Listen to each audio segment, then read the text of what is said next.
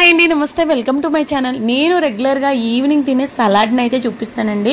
Taste చాలా బాగుంటుంది, చాలా సింపుల్గా అయిపోతుంది.